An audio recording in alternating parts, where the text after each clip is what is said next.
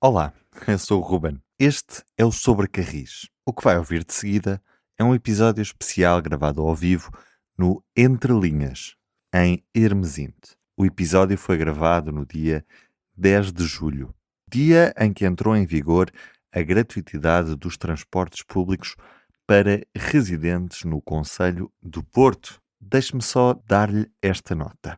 O som que vamos ouvir não está nas condições tradicionais com que escuta o Sobre Carris. Deixe-me pedir-lhe desde já desculpa por isso. O som foi responsabilidade da organização do evento, à qual o Sobre Carris é totalmente alheio.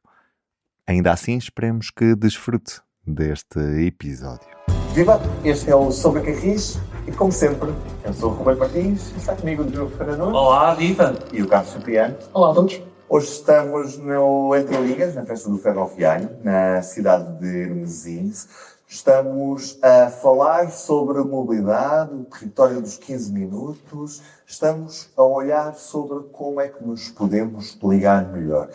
Isto num dia em que a cidade do Porto passou somente a ter gratuitidade no sistema de transportes públicos. Para quem mora na cidade do Porto e tem o cartão Porto, porque quem mora no Porto e não tiver o cartão não pode beneficiar da medida. Tem sido uma tentação grande de alguns políticos esta promessa da gratuidade, porque a Duarte já o tinha feito durante o período de campanha eleitoral, vem agora cumprir com essa promessa.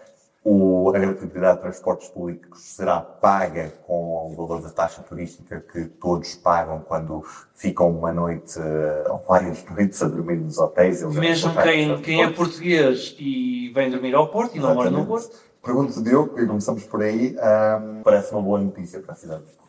Eu gostava que fosse uma boa notícia, mas a realidade e os estudos e a evidência mostram que não é uma boa notícia pelo seguinte: está mais do que provado, casos como o de Estónia, casos como em Espanha, casos como o Luxemburgo, que lá por os transportes serem grátis não significa necessariamente que as pessoas vão largar o carro de um dia para o outro e passar a usar o transporte público. Como é que isto se vê de uma forma muito simples? Eu daqui a um bocado vou embora aqui de Hermesinde. Vou voltar para o centro do Porto. Se a minha viagem demorar centro do Porto ou outra área do Porto, se a minha viagem de transporte público demorar 1 hora, mas se eu chamar um TVDE ou um táxi e a viagem demorar 10 minutos, acham que eu vou apanhar o transporte público ou vou de carro? Quem tem o mínimo poder financeiro, naturalmente vai escolher o transporte privado, o TVDE ou o táxi. Porque, quer dizer, os 50 minutos de diferença também têm um custo. Tem um custo nas nossas vidas. E isso é uma questão que muito poucas vezes é falada. E quando nós estamos a falar de um território como a cidade do Porto, em que muita gente que trabalha no Porto não mora no concelho do Porto, mora cada vez mais longe, porque com os problemas de habitação que tem havido nos últimos anos, as pessoas estão a afastar-se cada vez mais dos locais de trabalho, de ensino e afins.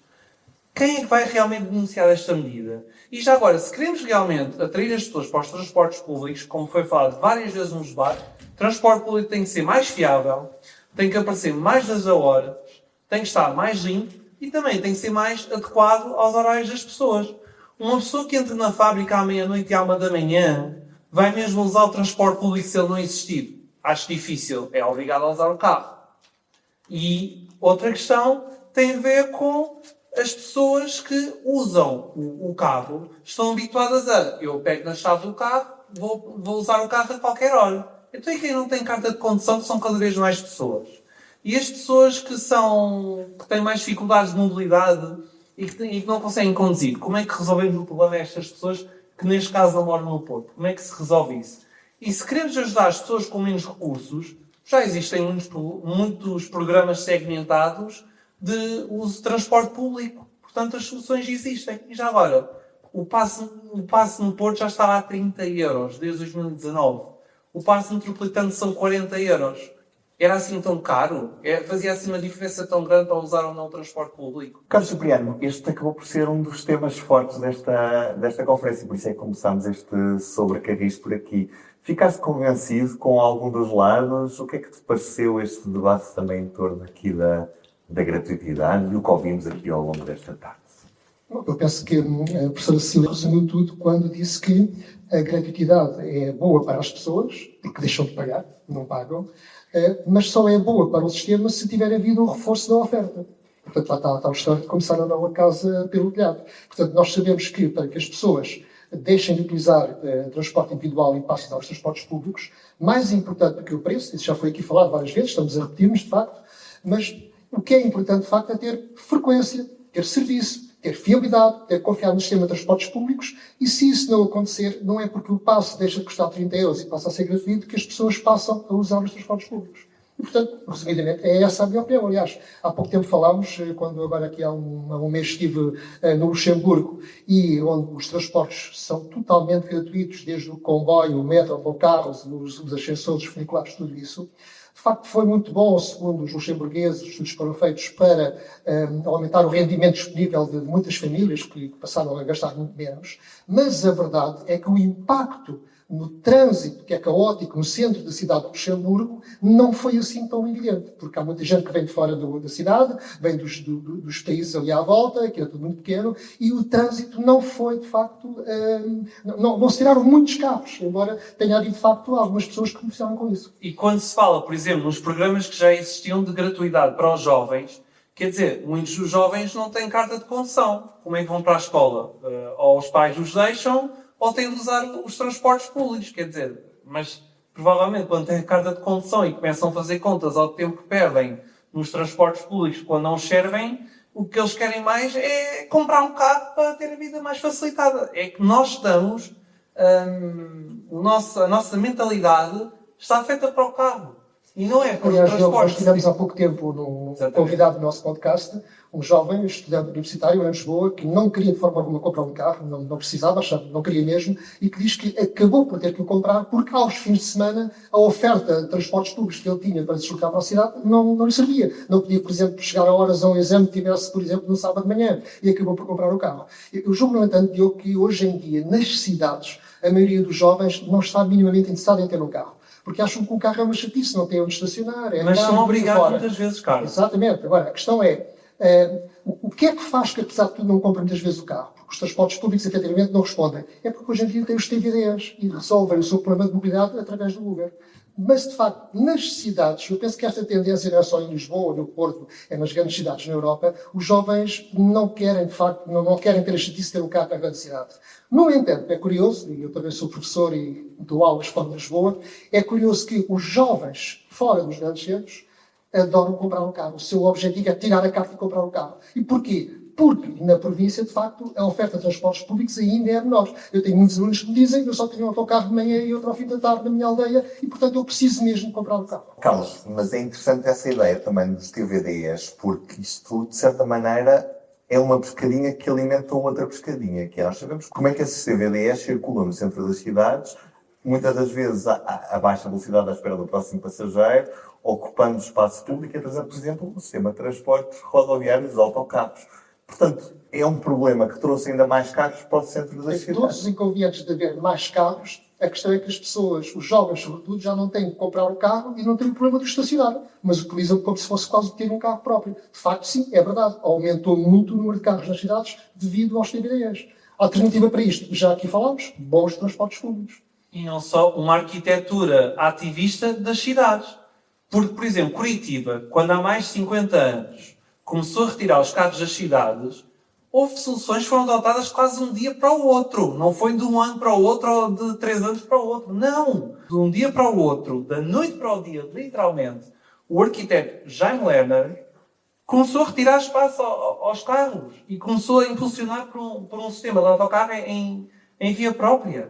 E em Barcelona há mobiliário que também é colocado de uma hora para a outra ou de um dia para o outro, mobiliário urbano, para testar se realmente faz sentido tirar ou não os carros das ruas e libertar mais espaço para os transportes públicos. Não precisamos de 37.477 estudos para retirar os carros das cidades. Se houver vontade, se houver compromisso, as coisas podem se fazer quase de uma semana para a outra. Não é assim tão complicado, é só preciso haver vontade.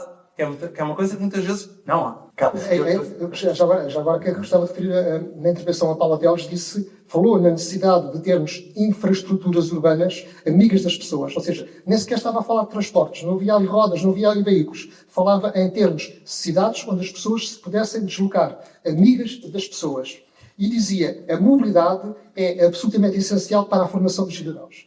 Isto faz-me lembrar uma frase que eu ouvi da Catherine Trautmann, presidente da Câmara de Estrasburgo, e nós chegámos ontem de Estrasburgo, estivemos lá esta semana, e eu recordo-me que o metro de Estrasburgo, ou o metro de superfície de Estrasburgo, foi inaugurado em 1994. Tive o privilégio de estar lá na altura e de conhecer na altura a Presidente da Câmara. E ela dizia aos jornalistas que jantaram com ela, os transportes, a mobilidade são uma forma de viver a democracia. E, de facto, eu gostava de sublinhar esta intervenção da Paula Teles, porque, de facto, também é verdade. Ou seja, quando as pessoas se encontram na rua, quando falam, isso, de facto, é importante também para a democracia. O Jorge Delgado, que foi secretário de Estado dos Transportes nos governos de António Costa, disse uma vez numa intervenção que se o Sérgio Godinho hoje fizesse aquela canção de a paz, a pão, a habitação, saúde, a educação, teria acrescentado também a mobilidade. E, de facto, eu acho muito piada que devemos falar, de facto, nisto que é de facto, também lutar pela democracia, quando ela está exposta em causa, falar na mobilidade das pessoas. Mas também um lamento. Um lamento é que falar, como hoje se falou, que como é que tudo isto devia ser organizado? Ok, estamos num evento ferroviário, antes de mais, o caminho de ferro pesado a vertebrar o território, seja no país, seja numa zona metropolitana. E depois complementado pelo método de superfície, pelo autocarro, pelo metrobus, se for necessário, por todos os outros meios. Um transporte a medida. Mas eu há 40 anos ouço falar nisto. Há 40 anos que isto se repete nos congressos e eventos. E depois as coisas, eu lamento isto, mas depois não acontecem. Diogo, as coisas não acontecem, têm muita dificuldade em acontecer. O que é que está a faltar? Vontade. Falta vontade, falta compromisso e falta olhar em frente, olhar mais para a frente e não estarmos constantemente a olhar para trás. Porque enquanto não houver compromissos a 10 anos, 15, 20 anos, como Espanha, por exemplo, fez com a rede de alta velocidade, Espanha tem tido imensas tensões políticas nos últimos anos. Mas vejam lá se eles não continuam a fazer novas linhas de comboio. Continuam. Nós também, pelos vistos, vamos finalmente ter alta velocidade. Falta também desenvolver a rede convencional e, por exemplo, custa-me ouvir que a linha de Val de Sousa já está em 1.000 milhões de euros, sem se perceber muito bem de onde vai começar, quais serão as características, para que tanto túnel, para que complicar tanto uma via ferroviária que é tão importante para responder às pessoas de Passos Ferreira, entre outras localizações. Se calhar essa inflação do preço, do custo dessa linha, se calhar é propositada. Eu não sei, não fiz estudos, mas provavelmente era possível fazer essa linha numa versão menos cara, tal como aliás foi apresentada no evento onde estivemos aqui há uns anos, não é? Mas se calhar o que é que nós temos? Temos uma empresa que é um Estado dentro do Estado, que é a IP, e que se calhar, como não tem muita vontade de fazer isso, acaba por inflacionar nos estudos esses números para que esse projeto se torne viável. E depois, com tanta inflação, vão dizer que a alternativa é o BRT. Pois, só que o BRT começa por ser muito barato. Mas pensem, quando nós apostamos no BRT, os autocarros duram para aí uns 15 anos, mais coisa, menos coisa. Mas lá, a meio do caminho, temos que mudar as baterias. E as baterias usam componentes minerais que, como sabemos, hoje em dia são cada vez mais pedidos. Porquê é que não pensamos, por exemplo, no regresso dos trolleybus, eventualmente, como houve há décadas em Coimbra? São soluções que já existem em boa parte da Europa, em Rimini, em Itália, entre outros lugares. Porquê é que estamos sempre a pensar num autocarro carregadinho, pesado de baterias? Porquê é que não pensamos nos trolleys? Que era uma coisa que funcionava tão bem. Também funcionou na cidade do Porto e arredores. Porquê? E a outra questão ainda, em relação com o Metrobus, que eu também gostei de ouvir aqui, foi que, ok, há a haver a Metrobus, e que parece que é evitável, porque na última década, ou até antes disso, nascem projetos de Metrobus como eles, mas, enfim, alguém aqui disse, e com razão, que se esses projetos, se esses corredores para autocarros forem preparados de forma a que, a dado momento, se faça um upgrade para um light rail, para um metro de superfície, então, tudo bem que se comece por algum lado, se possa começar por aí. Aliás, é de recordar que, quando Pedro Nuno Santos era Ministro das Infraestruturas, ele foi na altura ao lançamento da primeira pedra do metro Mondego. No mesmo dia fez um evento em Serpins e em Coimbra, e nos dois locais ele disse que um dia, quando a procura justificar, podemos transformar isto novamente numa ferrovia. Bom, se for assim isso o caminho que o Metrobus acaba por se transformar numa ferrovia, enfim, por que não? Mas nós olhamos para a saída da estação central de Coimbra E onde é que estão as tampas de esgoto? Se calhar em sítios onde no futuro poderiam ser postos carris. Portanto, se calhar, Carlos, acho que a vontade não é muita de aumentar um bocadinho a qualidade do serviço no futuro. Até porque sabemos que estas ideias, bem, o Metrobus não deixa de ser um sistema de uma faixa base, onde há prioridade nos cruzamentos e onde há informação em tempo real para o passageiro. Isso é possível com os sistemas tradicionais, não precisamos glorificar. Então chamemos Metrobus a qualquer frota de autocarros numa grande cidade. Até porque tem rodas, não é rodados. Semaforização prioritária, mais corredores bus e temos Metrobus em todo lado. Pronto, E até os validadores podem ser postos nas paragens. Também. E podemos pôr as máquinas de bilhetes nas paragens. Até podemos pôr um código QR nos posteletes, que é como se chamam os postos das paragens. São os posteletes. Pode-se pôr um código QR para a pessoa comprar bilhetes se ou precisa, ou saber informação em tempo real. A roda já foi inventada. A roda e o rodado. Portanto, não vale Atenção que também há muitos negócios por trás disto. Quer dizer, quando aparecem inúmeros projetos de Metrobus pelo país fora, temos o quê? Temos, obviamente, gente interessada em vender autocarros com aquelas características, temos gente a fazer imensos estudos e a faturar com os estudos por trás, e depois também temos alguns senadores políticos, etc., a quererem fazer parte dos conselhos de administração dessas empresas. Quando se, em vez do Metrobus, tivesse, dou um exemplo, Braga-Guimarães, para que o Metrobus, porque é que não se investe a sério numa linha de caminho de ferro que liga as duas cidades? Com trem ainda por cima.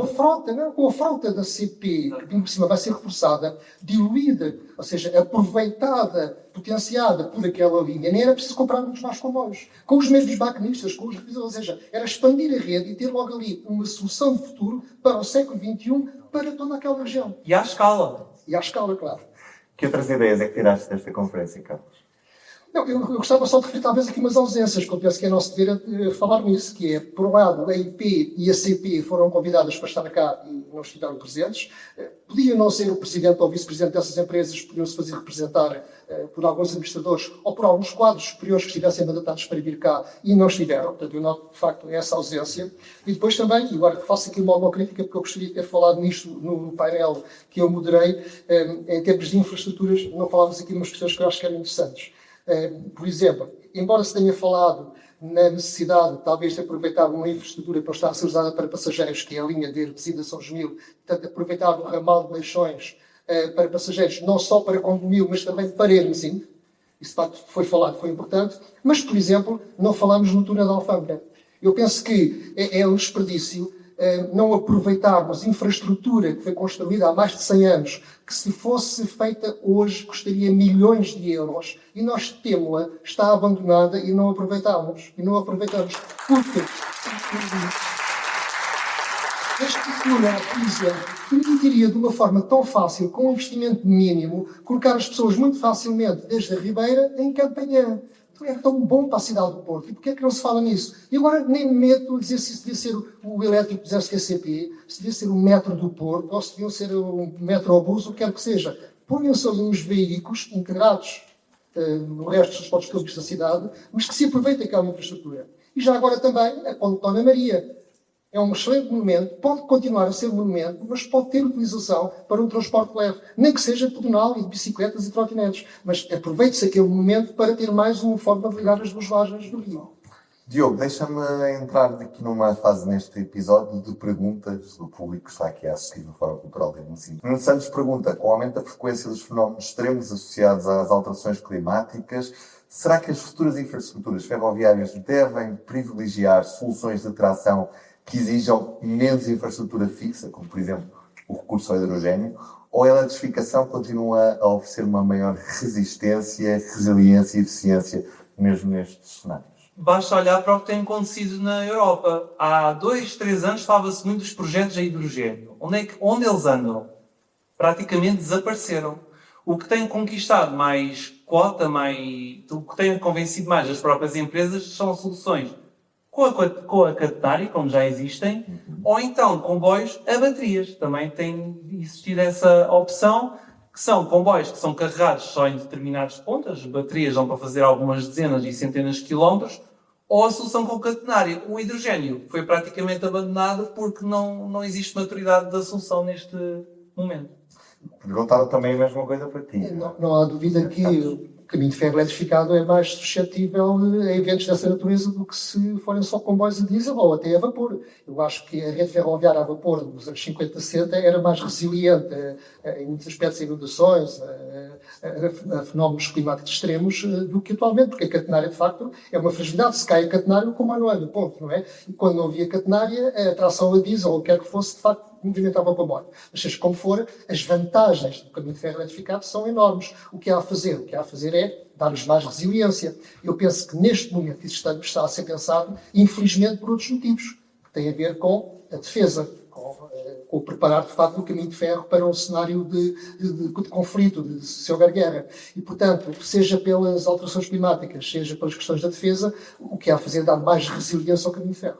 Qual é que é o peso da digitalização, como por exemplo o passo unificado ou o acompanhamento dos transportes em tempo real, no aumento da utilização dos transportes públicos? A Beatriz Martins pergunta se nós achamos que as empresas de transporte, se elas investissem nesta área, as pessoas acabavam por escolher mais os transportes públicos. Na prática, simplificar a vida ao passageiro. O passageiro saber quando é que o autocarro, o comboio, o metro chega. Por exemplo, o passageiro poder usar o mesmo tipo de transporte no metro e na CP, nem sempre é possível o mesmo cartão, né, de carregamento. E simplificar essas coisas traria mais passageiros. Ou seja, há muita gente que não usa o transporte público também porque não o percebe, não sabe como, tem medo do sistema, de certa maneira. Sentes isso, sabe? Isso é verdade. Eu recordo que, quando eu era jovem, tinha um part-time em Lisboa, nos fins do mês e princípios do mês, trabalhava ali 3 ou 4 dias a vender num contentor no Rossio passos sociais, portanto o E, o L1, o L2 e o L3. Porque na altura cada operador, enfim, aproveitava a receita que tinha, porque depois ajudava lá muito de acordo depois na repartição da receita e, portanto, a Carrizo, o Metro e a CP, onde podiam, punham locais de venda dos passos para arrecadar a receita, depois logo se via. E isso já foi feito numa altura, eu estou a falar nos anos 80, em que nem sequer havia assim tanta... Não havia digitalização, portanto, os computadores não são o que são hoje, e não havia tanta tecnologia. E já era possível, na altura, com um simples passo, que era uma vinheta, que era um selo, e de facto a pessoa com aquele tipo de transporte movimentava-se em vários operadores. Portanto, enfim, eu penso que aqui a vontade é mais política do que propriamente dependente da tecnologia. Aliás, ainda agora este caso falámos nisto, eu recordo-me que, também nesses anos 80, quando eu era jovem, eu chegava a uma estação da CP, eu comprava um bilhete de comboio de Lisboa para Amsterdão, de Lisboa para Veneza. Eu comprava um bilhete de comboio de Lisboa para Barcelona, Toulouse, Bordeaux, Lisboa, circular. Cheguei a comprá-los. E esses bilhetes eram-me passados à mão, escritos à mão, em papel químico. Eu fazia a viagem e as várias companhias ferroviárias recebiam a receita. E aqui não havia computadores. Era tudo feito à mão e papel químico. Portanto, eu não sou deslumbrado pela tecnologia, mas de facto reconheço as suas vantagens. O que eu me pergunto é, hoje, que é tão fácil fazer isso e, no entanto, não é feito. No tempo da inteligência artificial é necessária mais inteligência natural para se poder realmente implementar soluções que facilitem a vida de potenciais passageiros. Diogo, por exemplo, um sistema de elétrico faria sentido numa cidade como o Porto hoje em dia? Perguntar-me. Tecnicamente o Porto já tem um sistema de elétrico. Tem um mais moderno e um bocadinho mais antigo. Ou seja, um sistema de elétrico novo, não é? Mas atenção, é fora do tronco comum, porque um tronco comum aquilo claramente é o metro. Basta ver a frequência que aquilo tem até à senhora da hora. Mas claro que no Porto faria sentido. E já houve. Há 50, 60 anos, o Porto tinha uma rede de elétricos muito grande. Cerca de 50 km. E porquê que não se moderniza essa rede? Porquê que se deixou de apostar em soluções sobre capis nesse sentido? Se a gente começar a desenrolar isso, nunca mais vamos sair São daqui tudo hoje. Tomás Barbosa. Sim, e obrigado ao Tomás pela pergunta. Lá está, a questão da vontade, deslumbrarmos com as rodas, deslumbrarmos com os motores. E... Diogo, não foi só em Portugal. Repare, nós chegámos a ter cá elétricos, tivemos elétricos em Coimbra, tivemos elétricos em Braga. Okay? E agora volto novamente a 1994 e a tal experiência, o privilégio que eu tive na altura de estar na inauguração do metro de superfície de Estrasburgo, que mesmo em França, para a época, foi inovador, porque também as cidades francesas e um pouco por toda a Europa, Espanha também, acabaram com as redes de elétricos, não é? E o que a Presidente da Câmara dizia, contava a história, era que quando nós aqui pensámos nisto, em recuperar o elétrico, as pessoas não queriam, os habitantes de Estrasburgo não queriam o elétrico, porque o elétrico era um transporte do passado, associavam aquilo ao passado. E ela dizia, bom, arrisquei-me a perder as eleições, porque pus a cidade de Pantanas em obras, disse que tinha de trazer um transporte, que era uma coisa considerada no passado, E, no entanto, tudo correu bem. Já para não falar que deve ter achado que ia perder as eleições, porque normalmente executar esse tipo de projeto demora algum tempo. Exatamente. Enquanto um projeto de autocarro em via dedicada, Isso faz num mandato. ou até menos. Mas, se bem que se olharmos aqui para o Porto, quanto tempo é que demorou a entrar em ação o autocarro da Boa Vista? Ainda foi mais do que um mandado. Os problemas que nós conhecemos e que não foram previamente pensados. Deixem-me terminar com uma pergunta do César Brito. Como é que olham para o futuro nas nossas cidades portuguesas? Uma maior aposta em transporte sobre cair, como nós desejamos, ou a aposta será sempre mais pelo modo rodoviário? Ambos. Porque, como nós dissemos, são complementares. Um não pode substituir o outro. Não podemos pensar num transporte único. O comboio não para à porta da nossa casa. Mas um transporte a pedido numa terra com menos população e mais rural pode dar muito jeito para depois chegar a uma estação de comboio ou a um terminal de autocarros. E dentro das cidades também se conjugam as duas opções. Portanto, o melhor futuro será o mais equilibrado. Agora, se olharmos para muitos políticos do nosso país, se dependesse deles, éramos todos corridos a rodas. Aliás, pegando uma mítica frase de Manuel João Vieira, não era um Ferrari para cada português, mas era quase um autocarro, se dependesse muita gente. Eu julgo que a pergunta já está subjacente. De facto, o automóvel, o transporte individual, existirá sempre. A pergunta, suponho, era: será que finalmente vamos dar prioridade aos transportes públicos e vamos ter cidades onde os transportes públicos são um modo preferencial para as pessoas se deslocarem, ou não? Vocês sabem que eu costumo ser um bocadinho cético, não é? Mas eu penso que o futuro, ou seja, as alterações climáticas, os exemplos que venham da Europa, e como há pouco foi referido, já temos autarcas que também viajam, as pessoas também já viajam muito agora, já vêem os bons exemplos que vêm da Europa. Enfim, tinha aqui um toque de otimismo, pensando que, eu gostaria muito que 1000 Pontevedras florescessem em Portugal. Mais exemplos como os de Braga, por exemplo, florescessem em Portugal. Portanto, cidades mais amigas das pessoas, como há pouco foi referido também na infraestrutura urbana para as pessoas se deslocarem, e mais dependentes dos transportes públicos, mas com pessoas felizes a andar em transportes públicos e não pessoas contrariadas. E com mais sombras e com mais ciclovias também, já agora. Muito obrigado à Câmara de Valongo pelo convite. Foi um prazer termos estado aqui de novo nesta Festa do Ferroviário Entre Linhas. Ruben Martins, Diogo Ferreira Nunes, Carlos Cipriano. Até ao próximo episódio. Boas viagens.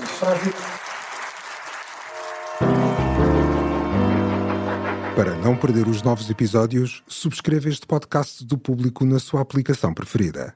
O Público fica no ouvido.